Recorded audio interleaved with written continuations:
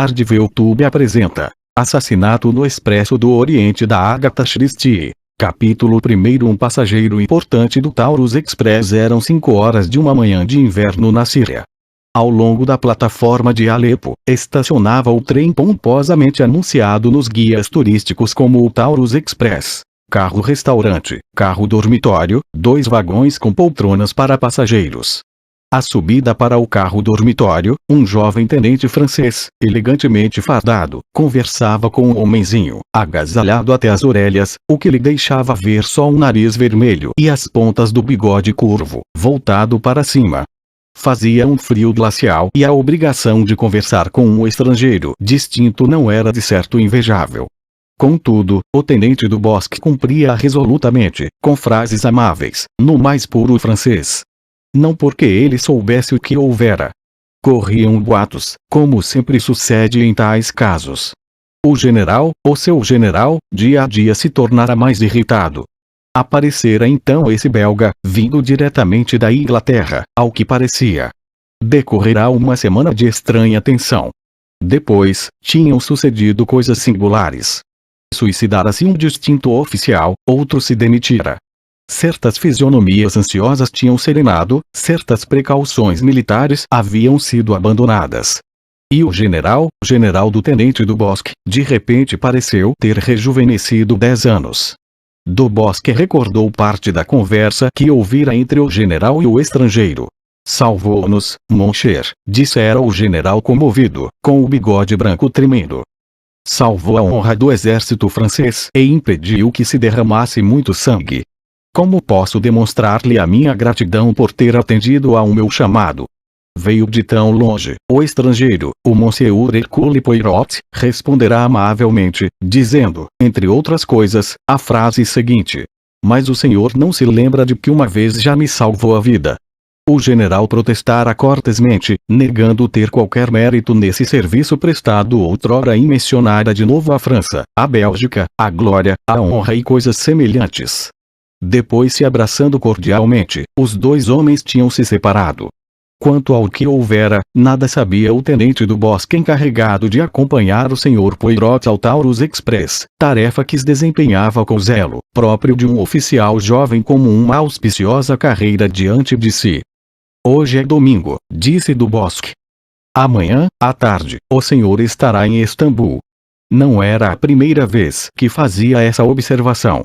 As conversações numa plataforma, à espera da partida do trem, são em geral pouco variadas. "Isso mesmo", concordou Monsieur Poirot. "Pretende demorar-se ali alguns dias, não?" "Mas nunca visitei Istambul, seria absurdo passar por ali como isso", replicou Poirot, estalando significativamente os dedos. "Não tenho pressa. Posso ficar alguns dias como turista." "A igreja de Santa Sofia é maravilhosa", disse do Bosque, que nunca vira o famoso templo.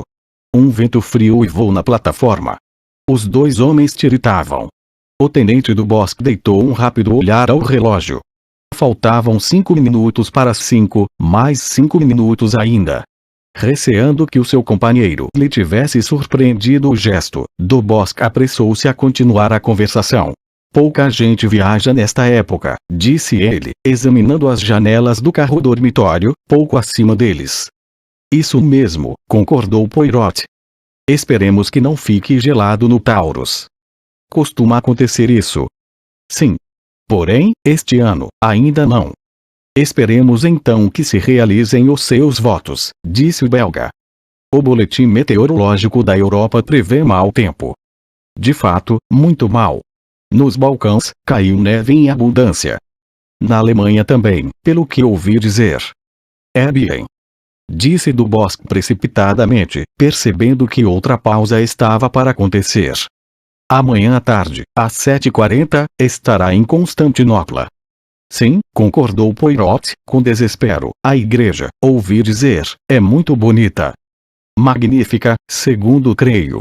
Acima deles correu-se a cortina de um dos compartimentos e uma moça olhou para fora. Mary Deben pouco dormira, desde que deixara Bagdá, na quinta-feira anterior. Não conseguira adormecer nem em viagem para Kirkuk, nem no hotel de Mosul e muito menos nessa noite que passara no trem. Cansada de estar acordada no calor da cabina, levantara-se e olhará para fora. Devia ser Alepo. Nada de interessante para ver. Unicamente a plataforma, comprida e mal iluminada, onde ressoavam as furiosas altercações dos árabes. Abaixo da janela, 2 homens falavam francês. Um deles era um oficial, o outro um homenzinho de longo bigode crespo. A moça sorriu levemente. Nunca vira um homem tão encapotado. Evidentemente devia estar muito frio. Eis porque aqueciam o trem dessa maneira. Tentou baixar mais o vidro da janela, mas ela não desceu. O chefe da estação chegou-se para os 2 homens. O trem ia partir. Era melhor que o senhor entrasse no seu compartimento. O homem pequeno tirou o chapéu, pondo à mostra uma cabeça oval. Apesar das suas preocupações, Mary Debenham sorriu. Que homenzinho ridículo! Quem o levaria a sério? O tenente do Bosque despedia-se do belga. Preparara com antecedência as frases de despedida e guardara-as para o último instante. E o seu breve discurso foi de fato bem torneado e cortês. O Monsieur Poirot respondeu-lhe, de acordo com a circunstância. A bordo, Monsieur, disse o chefe da estação. Poirot seguiu a recomendação com grande relutância. O revisor subiu atrás dele. Poirot agitou a mão, o tenente do Bosque perfilou-se e o trem, com um horrível solavanco, moveu-se lentamente. Enfim, murmurou Hercule Poirot. Brrrrr. Disse do Bosque, sentindo plenamente o frio que fazia. Voilá, Monsieur, disse o empregado, mostrando a Poirot, com gesto dramático, a beleza de sua cabina e o perfeito arranjo das bagagens. Coloquei aqui a maleta de Vossa Excelência. O gesto dessa mão estendida era eloquente. Poirot pousou-lhe na palma a gorjeta. Merci, Monsieur, disse o empregado, assumindo um ar mais alegre e obsequioso. Tenho aqui sua passagem. Queira dar-me também o passaporte. Sua viagem termina em Istambul, certo? Monsieur Poirot anuiu. Não há muitos passageiros, pois não? Perguntou ele. Não, Monsieur. Só mais 2 viajantes, ambos ingleses. Um coronel vindo da Índia e uma jovem senhora inglesa de Bagdá. Deseja mais alguma coisa? Poirot pediu uma garrafa de Perrier. 5 horas da manhã é, sem dúvida, um horário desagradável para tomar um trem. Ainda faltavam 2 horas para clarear o dia. Com a certeza de uma noite mal dormida e de uma missão cumprida com pleno êxito, Poirot encolheu-se num canto e adormeceu. Quando acordou, passava das 9h30. Encaminhou-se então para o carro-restaurante à procura de café quente. Nesse momento, havia ali só um passageiro, evidentemente a jovem inglesa mencionada pelo empregado. Era uma moça alta, esbelta e morena, devia contar uns 28 anos. Tomando seu café e dando ordens ao criado para que a servisse pela segunda vez, tinha certo ar eficiente, o que denunciava a prática do mundo de viagens. Trajava um vestido escuro, simples e relativamente leve, como exigia a atmosfera aquecida do trem. A falta de melhor ocupação, Hercule Poirot pôs-se a observá-la discretamente. A seu ver, era o tipo da jovem que sabe guardar-se perfeitamente em qualquer ocasião. Parecia calma e equilibrada. O belga admirava-lhe a severa regularidade das feições e a delicada palidez de sua pele, a cabeleira negra, lustrosa e ondeada, os olhos frios, pardos e impenetráveis. Era, porém, demasiado presunçosa, concluiu consigo mesmo, para ser o que ele chamava uma jolie femme. De súbito, outra pessoa entrou no carro-restaurante. Era um homem robusto, de 40 ou 50 anos, magro, moreno e levemente grisalho nas fontes. O coronel da Índia, pensou Poirot. O recém-chegado cumprimentou a moça. Bom dia, Mademoiselle Debenham. Bom dia, Coronel Arbuthnot. O oficial pousou a mão no espaldar da cadeira em frente a dela. Importa-se? Perguntou. Não, de certo. Sente-se. Bem sabe que a primeira refeição nem sempre é hora para conversas, compreendo. Porém, não importa. O coronel sentou-se. O rapaz chamou imperiosamente, e pediu ovos e café. Encarou um instante Hercule Poirot. Depois, desviou o olhar com indiferença. Interpretando perfeitamente o pensamento do inglês, o belga compreendeu o que ele pensara. Mais um maldito estrangeiro. Fiéis à própria nacionalidade, os dois ingleses não conversavam muito. Trocaram breves palavras e, de súbito, a moça levantou-se e voltou ao seu compartimento. À hora do almoço tornaram a partilhar a mesma mesa e a ignorar o terceiro viajante. Conversaram com mais animação. O coronel Arbuthnot falou de Punjab e fez à moça algumas perguntas casuais acerca de Bagdá, apurando, assim, que ela ocupara ali um posto de governanta. No decurso da conversação, descobriram diversos amigos comuns, o que os tornou mais expansivos e animados. Falaram então de Tommy e de um Jerry qualquer coisa, e o coronel perguntou à jovem se ia diretamente à Inglaterra ou se deteria em Istambul. Não, continuarei a viagem. Não é uma pena? Na ida, segui este percurso e passei 3 dias em Istambul. Ah! Muito bem. Alegro-me então de que volte diretamente à Inglaterra, pois eu também sigo o mesmo itinerário. Dizendo isto, o coronel fez um cumprimento desajeitado, corando visivelmente. É oportunista o nosso coronel, pensou Hercule Poirot, divertido. O trem é tão perigoso como uma viagem por mar. A jovem de Benyon replicou que esse fato lhe seria muito agradável, mas os seus modos eram um tanto reservados. Poirot observou que o coronel a acompanhava ao compartimento. Mais tarde, enquanto atravessavam o magnífico cenário do Taurus, olhando os montes da Cilícia, a moça suspirou. Poirot, colocado a pouca distância, ouviu-a dizer: "É tão lindo isto, eu quisera, sim? Quisera poder aproveitá-lo." Arbuthnot não replicou. A linha quadrada do seu queixo tornou-se, porém, mais severa e carregada. "Quem me dera vê-la bem longe de tudo isto," disse ele. "Cale-se, por favor, cale-se." "Está bem," concordou o coronel. Depois, lançando um olhar de aborrecimento a Poirot, prosseguiu: "Não me agrada a sua vida de governanta, as ordens de mães tiranas e de crianças insuportáveis." A moça riu-se, perdendo um tanto da reserva habitual. "Oh!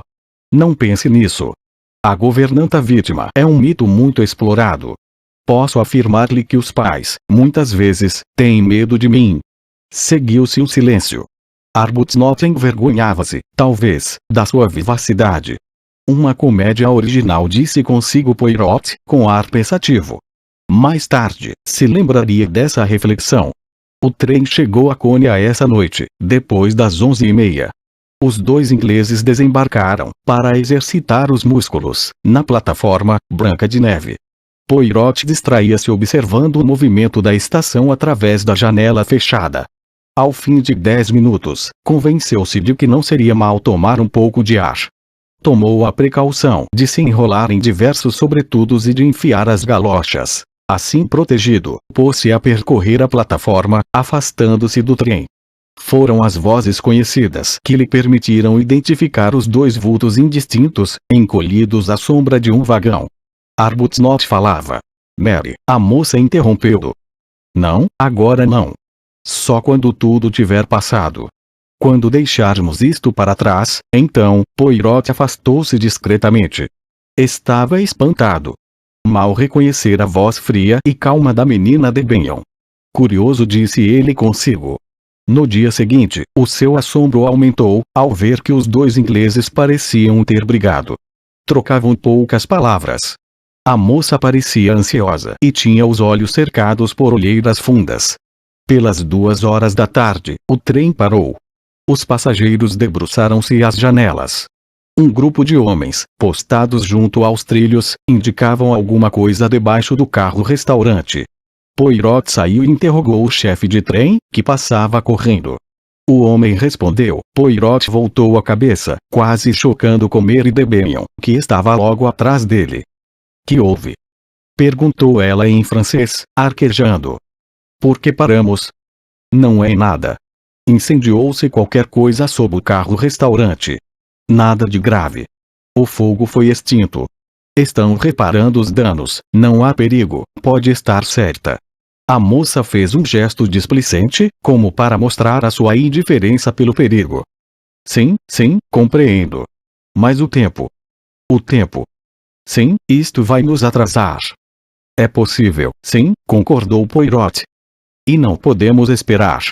Este trem chega exatamente às 6h55, e é preciso atravessar o Bósforo, para apanhar o Simplon Oriente Express, na outra margem, às 9 horas. Se houver 1 ou 2 horas de atraso, perderemos o Expresso do Oriente. É possível, admitiu o belga. Ele examinava-a com curiosidade. A mão da moça, apoiada na janela, tremia e o mesmo tremor agitava-lhe os lábios. Isso a prejudica muito? Perguntou Poirot. Sim. Sim.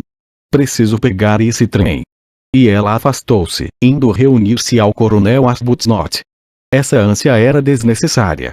10 minutos depois, o trem partia, chegando a Ida Passar apenas com 5 minutos de atraso. O Bósforo estava agitado e a travessia não foi agradável a Poirot. Separado dos companheiros de viagem, no barco, não os tornou a ver, e, desembarcando na ponte de Galata, dirigiu-se diretamente para o Hotel Tocatlian. Capítulo 2. Hotel Tocatlian. Ali chegado, Poirot pediu um apartamento à recepção. Depois, interrogou o porteiro sobre a correspondência. Havia para ele 3 cartas e um telegrama. À vista deste último, Poirot franziu as sobrancelhas. Não o esperava. Abriu com a calma habitual e leu claramente.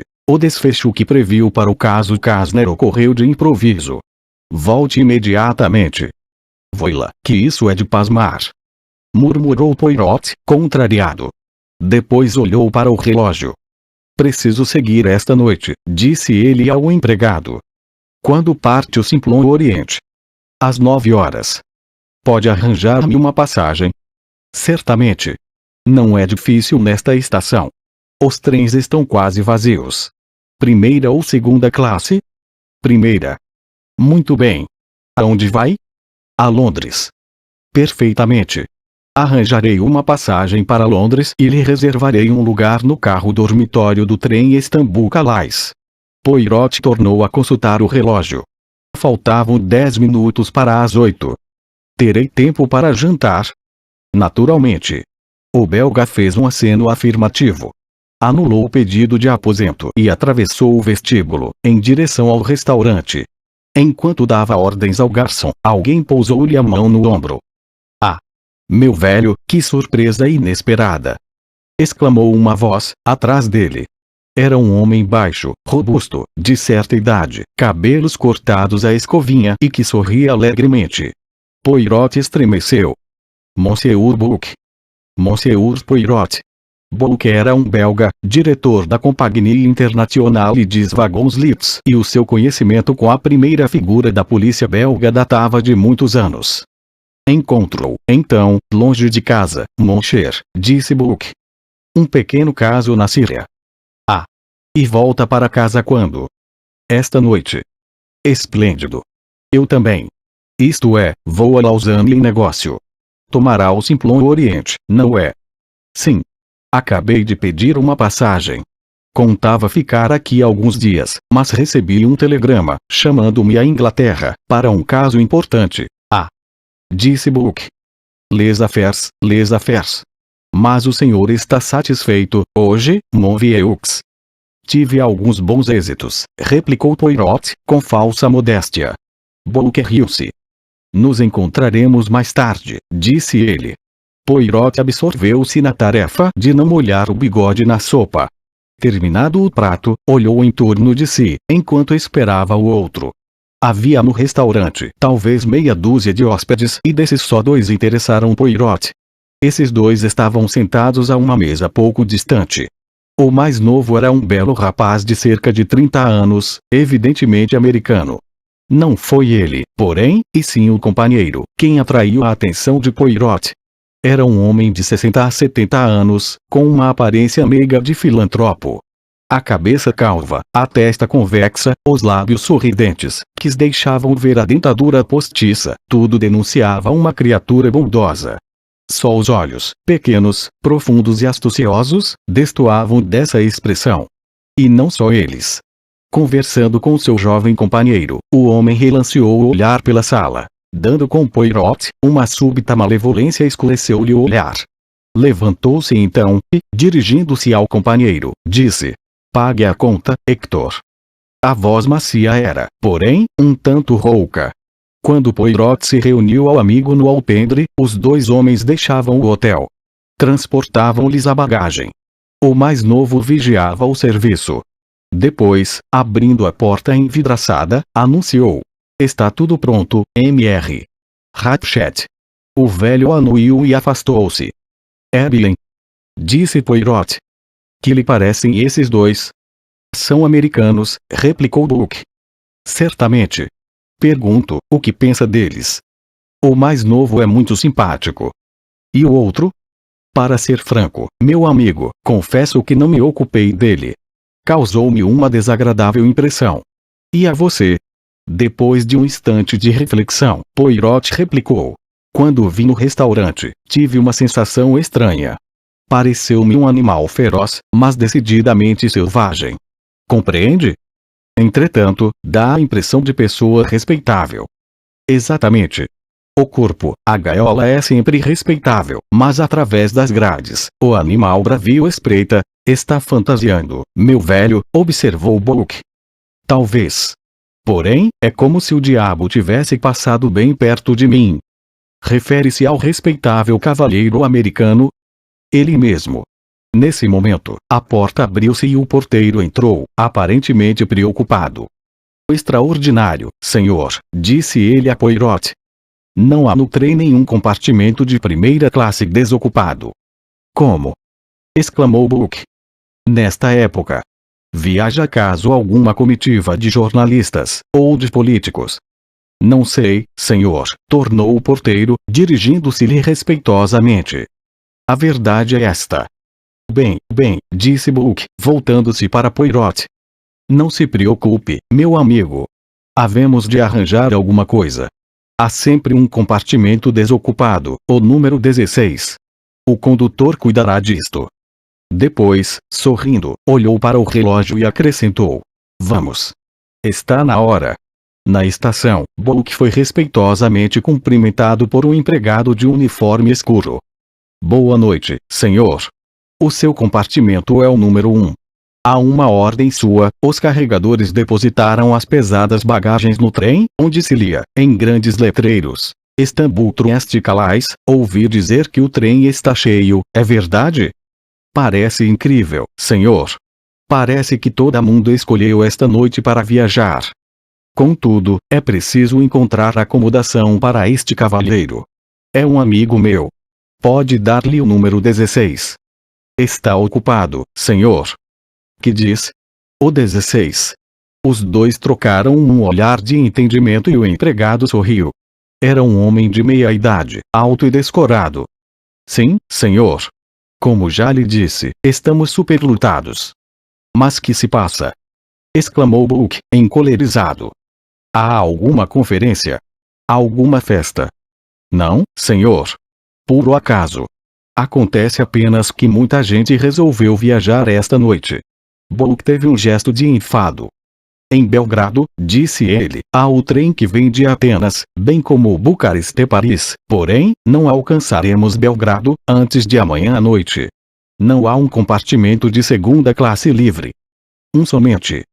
"Bem, então, mas é um compartimento para senhoras, já ocupado por uma alemã, uma dama de companhia." Ora, que aborrecimento!" disse Buck. "Não se preocupe, meu amigo," disse por sua vez Poirot. "Posso tomar um trem comum." "Nem pense nisso." E voltando-se para o empregado, Buck perguntou: "Já chegaram todos os passageiros?" "É verdade," replicou o homem hesitando, "falta um." "Fale." "É o compartimento 7 da segunda classe. O cavalheiro que o mandou reservar ainda não chegou e faltam 4 minutos para as 9. "Quem é ele?" "Um inglês. Mr. Harris," acrescentou o empregado, consultando a lista. "Um nome de bom agouro," observou Poirot, "conheço Dickens. O Sr. Harris não virá." "Ponha as bagagens deste senhor no compartimento 7, ordenou Buck. "Se o Sr. Harris chegar, diga-lhe que é muito tarde, que o compartimento não pôde ser reservado tanto tempo. Arranjaremos as coisas de um modo ou de outro. Que me importa o Sr. Harris?" Como quiser, replicou o empregado e encaminhou o carregador para o compartimento cedido a Poirot. Depois afastou-se, para que este pudesse embarcar. E lá ao fundo, senhor, disse ele. O penúltimo camarote. Poirot atravessou a custo o corredor, onde ainda se aglomerava a maioria dos passageiros. Os seus corteses pardons eram pronunciados com a regularidade de um pêndulo. Por fim, alcançou o compartimento indicado, mas ali encontrou o jovem americano do Tocatlian. Vendo entrar Poirot, o rapaz franziu as sobrancelhas. Desculpe, disse ele. Creio que se enganou. Depois, repetiu laboriosamente as mesmas palavras em francês. Poirot replicou em inglês. E.M.R. Harris? Não, chamo-me McKellen. Então a voz do empregado fez-se ouvir, humilde e obsequiosa, por trás de Poirot. Não há mais lugares no trem, senhor. Este cavalheiro terá de ficar aqui. Enquanto falava, o empregado recebia da janela as bagagens de Poirot. Este notava-lhe, divertido, o tom embaraçado. Evidentemente fora-lhe prometida boa gorjeta, se conseguisse conservar o camarote só para uso do viajante. Entretanto, a melhor gorjeta perde o seu efeito, quando o diretor da companhia está presente e faz respeitar as próprias ordens. Terminada a sua tarefa, o empregado saiu do compartimento, dizendo: Pronto, senhor. Está tudo em ordem. O seu beliche é o de cima, número 7. Partiremos dentro de 1 minuto. E afastou-se rapidamente pelo corredor. Poirot tornou a entrar no compartimento. Acabo de assistir a um raro fenômeno, disse ele, jovialmente. Um empregado de vagão-lit arranjando as bagagens com as próprias mãos. É novidade. O jovem viajante sorriu. Evidentemente conformava-se. O trem está lotado, observou ele. Soou um apito e a locomotiva uivou lugubremente. Os dois homens saíram para o corredor. Fora, ouvia-se uma voz advertir. Embarculem, meus senhores. Vamos partir, disse McKellen. Porém, o trem não se movia. O apito voltou a trilar. Caso prefira o leito de baixo, senhor, disse o rapaz a Poirot, sendo de boa vontade. McKellen era evidentemente um rapaz muito amável. Não, não. Protestou o belga. Não quero privá-lo, mas seria bom. É demasiado gentil. Protestos corteses de ambos os lados. Aliás, é só por uma noite, acrescentou Poirot. Até Belgrado? Ah. Compreendo. O senhor vai ficar em Belgrado. Não é isso propriamente. É que, houve um súbito solavanco. Os dois viajantes debruçaram-se para olhar a longa plataforma iluminada que ia desaparecendo lentamente. O Expresso do Oriente iniciava a sua jornada de 3 dias, através da Europa. Capítulo 3. Poirot recusa um caso no dia seguinte. Poirot entrou um tanto tarde no carro-restaurante. Levantara-se cedo, tomará a primeira refeição quase sozinho e passará a manhã revendo dados referentes ao caso que o chamara a Londres. Mal vira o companheiro de viagem. Bullock, já bancado, gesticulou um cumprimento e indicou ao amigo um lugar vazio, em frente ao seu. Poirot sentou-se e achou-se em posição favorável, que era servida em primeiro lugar e com os melhores petiscos. O almoço também estava excepcionalmente bom. Foi só quando saboreava um queijo delicioso, que Bullock principiou a falar de assuntos estranhos ao almoço. Chegara a esse período da refeição em que geralmente se costuma filosofar. Ah! Suspirou ele. Se tivesse a pena de um Balzac, descreveria esta cena. Assim dizendo, agitava a mão. Boa ideia, disse Poirot. Também lhe parece. Ninguém ainda o fez, que eu saiba. Entretanto, seria um autêntico argumento para um romance, meu amigo. Cerca-nos gente de todas as classes e nacionalidades. Durante 3 dias, essas pessoas, estranhas umas às outras, estarão reunidas, comendo e dormindo sob o mesmo teto, sem se poderem separar. No fim desse prazo, cada qual tomará o seu caminho e talvez nunca mais se tornem a ver. E há mais, disse Poirot. Imagine um acidente. Ah! Isso não, meu amigo. Do seu ponto de vista, poderá parecer desagradável, concordo. Porém, suponhamos, por um instante, que isso acontece realmente. Então, todos os que estão aqui talvez fossem unidos mais estreitamente, pela morte. Um pouco de vinho. Apressou-se a dizer Bullock. Está sinistro, meu velho. Provavelmente é a digestão. Não duvido. É possível que a comida da Síria não seja muito apropriada para o meu estômago. Poirot sorveu seu vinho e relanceou um olhar pensativo pelo salão. Viam-se ali, à roda das mesas, umas 13 pessoas, pertencentes, como bem dissera Bullock, a todas as classes e nacionalidades. O belga pôs-se a observá-las. A mesa em frente à sua era ocupada por 3 viajantes comuns, reunidos ali pela vontade do pessoal do restaurante. Um italiano robusto e moreno que palitava os dentes. E um inglês magro, elegante em cujo rosto transparecia um ar evidente de contrariedade. Junto dele, sentava-se um americano espalhafatoso, talvez um caixeiro viajante. O americano e o italiano falavam animadamente. O inglês olhou pela janela e tossiu. Poirot desviou o olhar. À outra mesa sentava-se, muito emproada, uma das mulheres mais feias que ele já vira. Havia, porém, na sua fealdade, certa distinção que a tornava atraente. Cingia-lhe o pescoço um colar de grossas pérolas legítimas, por mais incrível que pareça. Ela tinha nas mãos inúmeros anéis e a capa de peles caída nos ombros. O rico chapéu preto emoldurava-lhe desajeitadamente o rosto amarelado. A velha dama falava ao criado em tom claro e cortês, porém francamente autocrático. Tenha a bondade de levar ao meu compartimento uma garrafa de água mineral e um copo de suco de laranja. Dê ordens para que me seja servido ao jantar um frango, sem tempero algum, e um pouco de peixe cozido. O criado replicou respeitosamente que os desejos dela seriam atendidos. A dama anuiu, com um leve aceno de cabeça, e levantou-se. Encontrando o olhar de Poirot, desviou os olhos com a indiferença displicente de um aristocrata. É a princesa Dragomirov, disse Bullock, em voz baixa. Russa. O marido converteu em dinheiro todos os seus bens, antes da Revolução, e empregou-os no exterior. Essa senhora é extraordinariamente rica, uma cosmopolita. Poirot assentiu. Ouvira falar na princesa Dragomirov. Uma personalidade, acrescentou Bullock. Feia como o pecado, mas interessante. Concorda. Poirot tornou a anuir. Mary de Benham ocupava outra mesa, com 2 senhoras. Uma delas, uma robusta mulher de meia idade, vestia uma blusa de xadrez e saia de tweed. Reunira a pesada massa dos cabelos amarelados e maltratados num chapéu desajeitado, usava óculos e tinha no rosto comprido uma expressão meiga e submissa de carneiro. Escutava nesse momento a outra companheira, idosa e robusta, de fisionomia simpática e que falava com voz clara e monótona, sem tomar fôlego nenhum instante.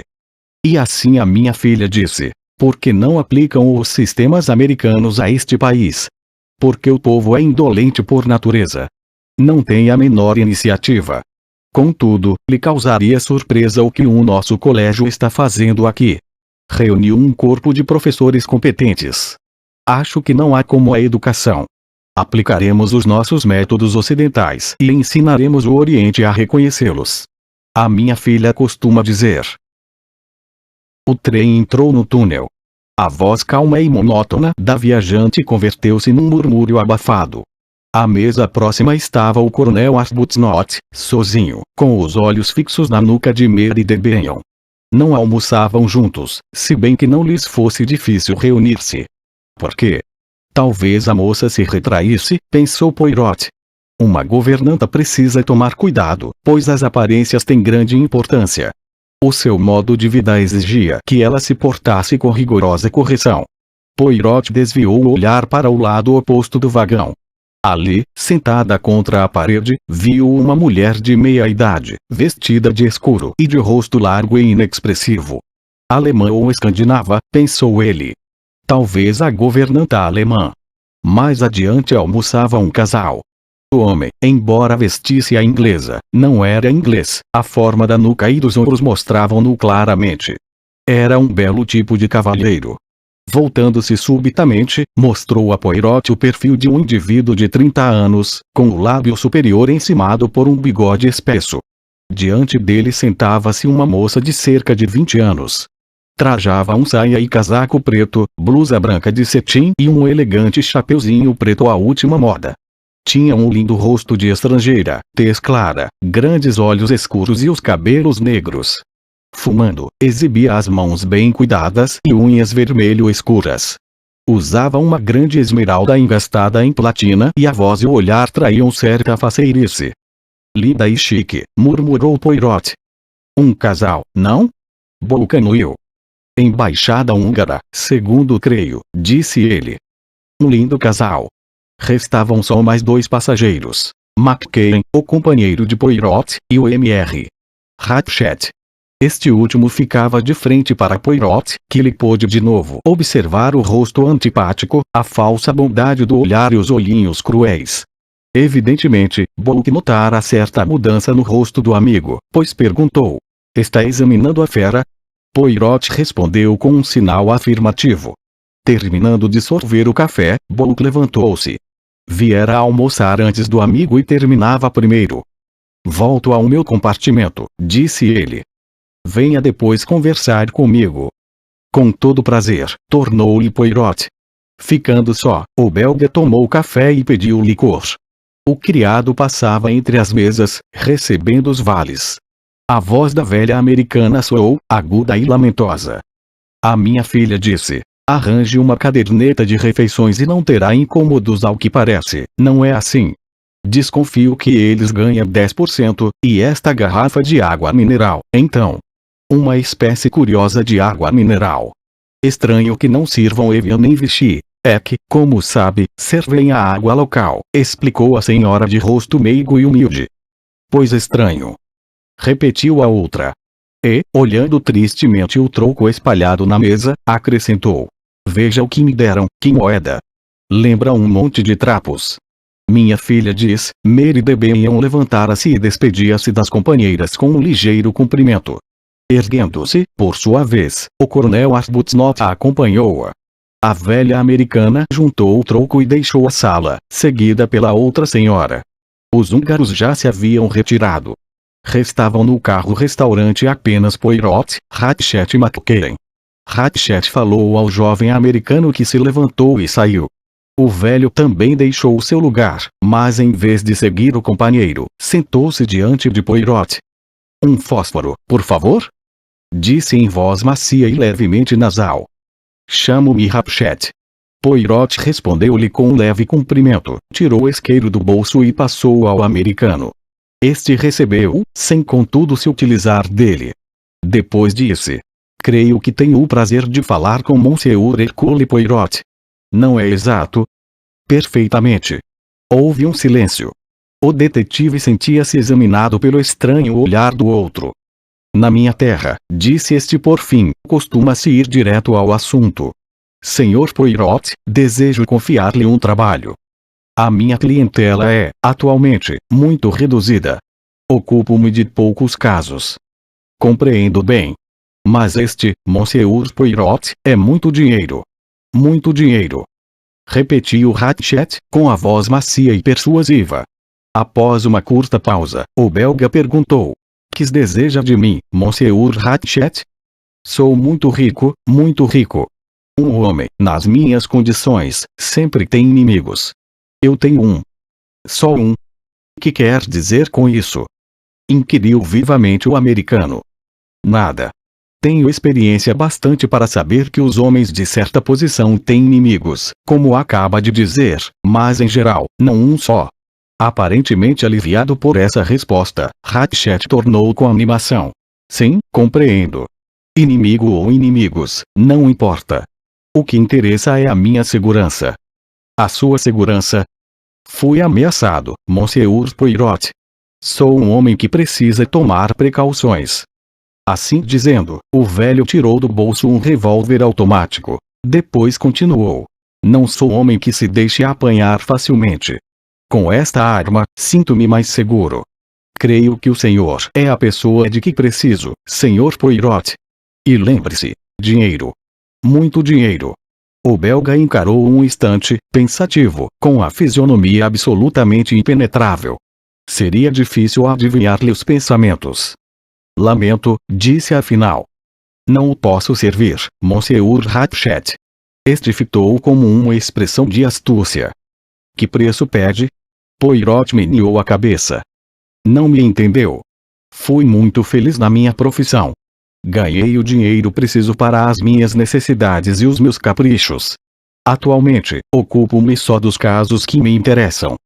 O senhor é teimoso, disse Ratchet. Não o tentam $20.000. Não. Se insiste, para obter mais, engana-se. Avalio perfeitamente a importância do que lhe peço. Eu também, Monsieur Ratchet. O que é que não lhe agrada na minha proposta? Poirot levantou-se. Desculpe a franqueza, Sr. Ratchet. O que não me agrada é a sua fisionomia. E com estas palavras o belga deixou o salão.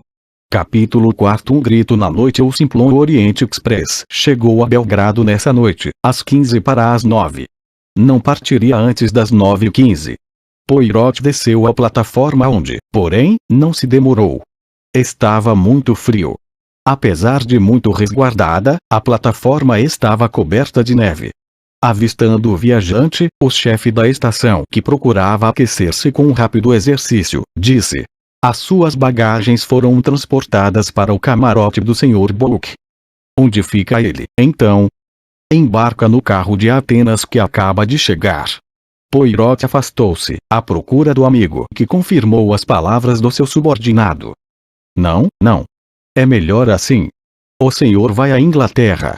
Logo, é preferível que tome a carruagem que passa em Calais. Quanto a mim, fico muito bem. Aqui há mais sossego. Os únicos passageiros da carruagem somos eu e um médico grego. Que noite, meu amigo. Dizem que há anos não neva assim. Esperemos que a neve não nos bloqueie. Creia que isto me inquieta. Às 9h15, pontualmente, o trem partia. Poirot despediu-se do amigo e dirigiu-se para o seu camarote, em frente ao carro-restaurante. Nesse segundo período de viagem, aboliam-se todas as barreiras. O coronel Arbuthnot estava à porta do seu compartimento, falando com McCann. À vista de Poirot, o jovem americano interrompeu-se. Parecia muito surpreendido. Como? Exclamou ele. Pensei que nos tivesse deixado. Disse que ficaria em Belgrado. Engana-se, replicou Poirot, sorrindo. Lembro-me de que o trem saía de Istambul, enquanto falávamos. Mas, as suas bagagens já não estão aqui. Foram levadas para outro camarote. Ah! McCann recomeçou a conversar com Arbuthnot e Poirot afastou-se. A duas portas do seu camarote, encontrou a velha americana, Mrs. O Bard, falando com a sua companheira de mesa que era, afinal, uma sueca. Mrs. O Bard tinha nas mãos duas revistas. Não. Leve isto, minha querida, tenho muitas outras coisas para ler. Não lhe parece que o frio é assustador? Continuou, cumprimentando afavelmente Poirot. A senhora é muito amável, respondeu a sueca. De modo nenhum. Desejo que durma bem e que amanhã sua cabeça esteja melhor. É do frio. Vou fazer uma xícara de chá. Tem aspirina? Com certeza. Eu trago-a em quantidade. Bem, boa noite, minha querida. Mal a outra desapareceu, Mrs. O Bard voltou-se para o belga, disposta a continuar a conversação. Pobre criatura. É sueca. Segundo creio, missionária, uma professora. Boa pessoa, porém, quase não entende inglês. Interessou-se muito pelo que lhe disse de minha filha. E Poirot foi informado a respeito da filha de Mrs. O Bard, como, aliás, sucedia no trem a todos os que entendiam inglês. Soube assim que a referida filha e o genro de Mrs. O Bard lecionavam num importante colégio americano de Esmirna, que era essa a primeira vez que a respeitável senhora visitava o Oriente, e que opinião ela formara acerca dos turcos, dos seus usos e sistemas de viação. A porta vizinha abriu-se. Apareceu um criado magro e pálido. Poirot pode vislumbrar Ratchet, sentado na cama. À vista do belga, uma expressão de cólera perpassou no rosto do velho. Depois a porta fechou-se. Mrs. O Bard puxou seu interlocutor para um lugar mais distante. Sabe? Não posso tolerar esse homem. Não o criado. O outro, o amo. Tem alguma coisa que não me agrada. A minha filha costuma dizer que tem uma intuição infalível. Quando a mamãe tem uma suspeita, é sempre certa, assim diz ela. E eu desconfio desse homem. É meu vizinho, não gosto disto. A noite passada, fechei a porta à chave. Julguei ouvi-lo experimentar o trinco. Sabe? Não me admiraria que esse indivíduo fosse assassino ou ladrão. Posso estar louca, entretanto é o que penso. Detesto-o. A minha filha disse que eu teria boa viagem. Talvez seja absurdo. Sinto, porém, que vai acontecer alguma coisa. Não compreendo como esse belo rapaz pôde tornar-se secretário desse homem. Nesse momento, Arbuthnot e McCain passaram, conversando amigavelmente, no corredor e desapareceram. Mrs. O Bard despediu-se de Poirot. Vou ler para a cama, disse ela. Boa noite. Boa noite, madame. Por sua vez, o belga entrou no seu camarote, contíguo ao de Rapchet. Despiu-se, deitou-se, leu cerca de meia hora e apagou a luz. Acordou horas depois, sobressaltado. Despertara um gemido, quase um grito, muito próximo. No mesmo instante soou uma campainha. Poirot levantou-se e acendeu a luz. O trem parara. Provavelmente chegara a uma estação. Esse grito fizera estremecer o polícia. Lembrando-se de que o compartimento contíguo era ocupado pelo ricaço americano, Poirot abriu a porta exatamente no momento em que o chefe do pessoal passava, correndo, e se detinha à porta de Rapchet. Deixando-a do seu camarote entreaberta, Poirot espreitou pela fresta. O funcionário batera pela segunda vez, à porta do compartimento vizinho. Nesse momento, porém, tiniu outra campainha e a luz brilhou noutro ponto do vagão.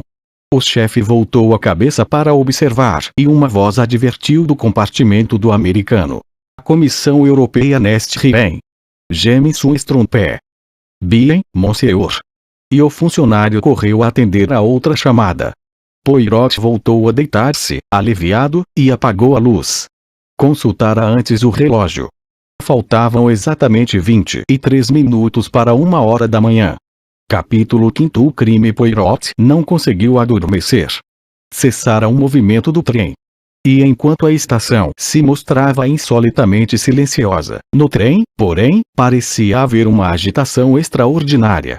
O belga julgou ouvir Ratchet caminhar no quarto vizinho e abrir a torneira do lavatório. Distinguiu em seguida o rumor da água corrente, depois do qual a torneira se fechou. Soaram passos no corredor, como se alguém o percorresse de chinelos. Ainda deitado, Poirot pôs-se a olhar para o teto. Por que seria tão silenciosa esta estação? E ele tinha sede. Esquecera-se de pedir água mineral. Deitou um olhar ao relógio. Passavam 15 minutos da 1. Poirot pensou em chamar o chefe do pessoal e pedir-lhe a água desejada. Quando ia apertar o botão da campainha, ouviu um tinido. Desistiu então, pois o funcionário não poderia atender simultaneamente a várias chamadas. Trim, trim, trim, a campainha continuava a tinir. Por que não o atendiam? O passageiro já devia estar impaciente. Trim, fosse quem fosse, não tirava o dedo do botão. De súbito, os passos apressados do chefe ecoaram no corredor. Ele foi bater a um compartimento não muito afastado do de Poirot. Ouviram-se vozes, a do chefe, cortês e obsequiosa, uma de mulher, insistente e volúvel. Mrs. O Bard. Poirot sorriu para consigo. A discussão durou certo tempo, com decidida vantagem para Mrs. O Bard. Afinal cessou. Poirot ouviu distintamente. Boa noite, minha senhora. E a porta fechou-se. O belga tocou então a campainha. O chefe atendeu prontamente. Parecia excitado e aborrecido.